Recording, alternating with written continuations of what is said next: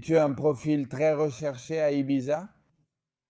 Oui, C'est-à-dire, Ibiza, attention, Ibiza, c'est-à-dire, Aitor, comment tu vas à Ibiza? Comment tu décides d'aller à Ibiza?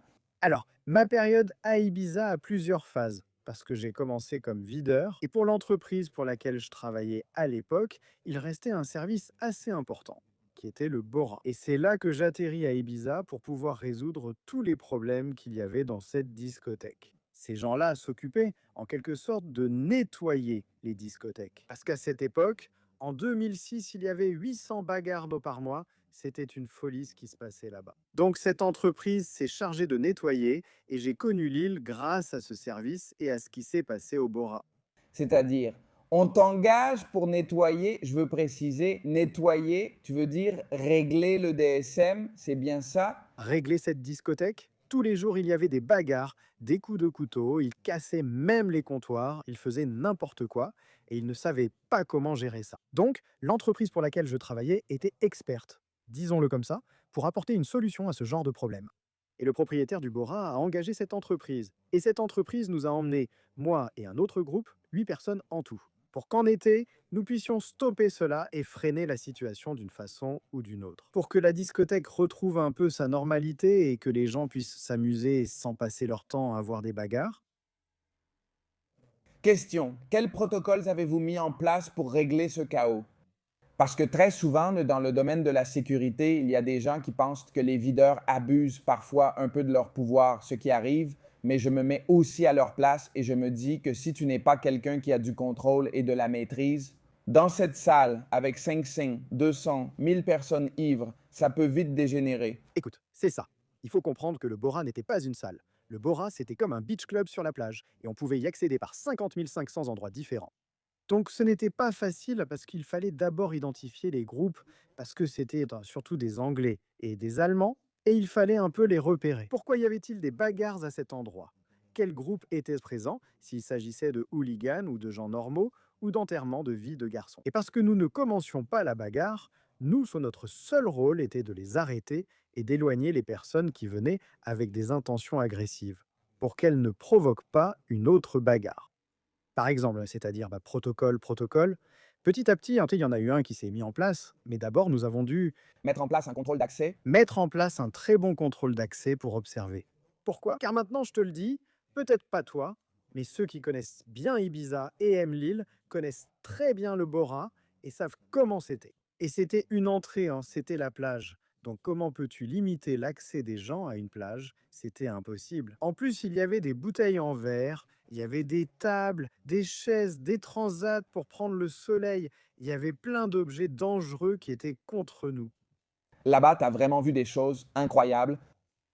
Malheureusement beaucoup, malheureusement. C'est que ça a duré 4 ans parce que la première et la deuxième année ont été très dures et la troisième et la quatrième aussi. C'est quand les gens ont compris comment on travaillait, qu'on ne pouvait plus faire ça, que ça s'est transmis de bouche à oreille. Et à la troisième, quatrième année, mais la première et la deuxième, c'était comme mon service militaire. Et qu'est-ce que vous avez dû exécuter, c'est-à-dire quelles actions les plus graves ou ce que vous avez eu à faire de plus important pour faire comprendre qu'il était impossible là-bas de casser le bar, se battre à coups de bouteille ou déclencher des bagarres?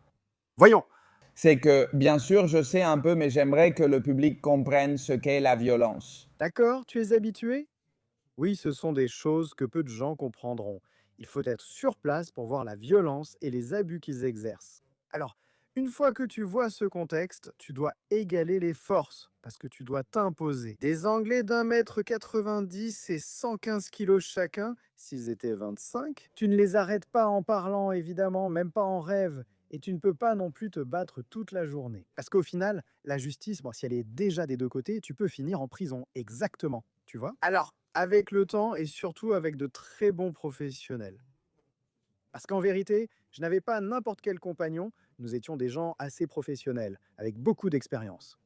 J'étais jeune, mais les 8 ou 9 avec qui j'y allais étaient des guerriers. Et avec les ruses des uns et des autres, les expériences des uns et des autres. Au final, nous avons pu résoudre les choses, mais comme je te dis, malheureusement en égalisant les forces C'est-à-dire que vous avez dû vous confronter de nombreuses fois. à de très nombreuses reprises.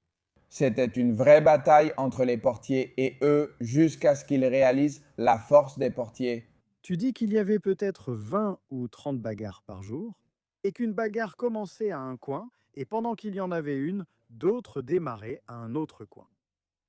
Parfois, ces deux bagarres se mêlaient à une autre, si bien que tout le monde finissait impliqué tant il y en avait. Parce que la drogue à cette époque-là n'était pas comme celle d'aujourd'hui et les gens devenaient complètement fous. C'est quelque chose que j'ai compris avec le temps en observant comment fonctionne la nuit. C'est vrai, selon le type de drogue, ça agit différemment. Dans ce milieu, l'ambiance devient plus ou moins hostile. Une question, j'ai la théorie que dans le monde de la nuit, la musique, le reggaeton, c'est celle qui rend les gens les plus violents. En raison du type de drogue consommée. Et quel type de drogue c'est? La cocaïne et l'alcool, pour moi, La cocaïne et l'alcool, c'est ce qu'ils mélangent. ça rend les gens, le système nerveux complètement fou. Et ils sont plus irascibles, plus violents, ils supportent moins et se confrontent plus à cause du mélange de ces deux drogues. Parce qu'au final, l'alcool est une drogue. C'est curieux. À Ibiza, il y a peu de bagarres aujourd'hui car la kétamine est la drogue la plus répandue. Oui, les gens y vont à moitié endormis. Ils sont pliés, endormis. Tu les touches sans qu'ils s'en rendent compte. Ils sont ailleurs, pensant à autre chose. Pour les portiers, c'est ce qu'ils préfèrent. Eh bien, malheureusement, la nuit se passe beaucoup mieux. Oui, c'est plus calme parce que les gens ne cherchent pas la confrontation, ils ne cherchent pas les problèmes, ils ne sont pas nerveux, c'est-à-dire qu'ils ne sont pas agités. Ils sont détendus car nous savons tous ce qu'est la kéramina et ils restent très détendus. C'est une anesthésie pour chevaux. Non, plus ou moins, oui, parce qu'il y a aussi le tusi, il y a plusieurs drogues de synthèse qui mélangent un peu cette substance. Et c'est que moi, avec l'expérience des années, parce que je suis quelqu'un qui observe beaucoup l'ambiance, les gens, mon travail m'a appris à être très attentif à tous les gestes qui se développent dans cet endroit. Je me suis rendu compte qu'au fur et à mesure que les drogues ont changé, l'ambiance des discothèques a beaucoup changé aussi.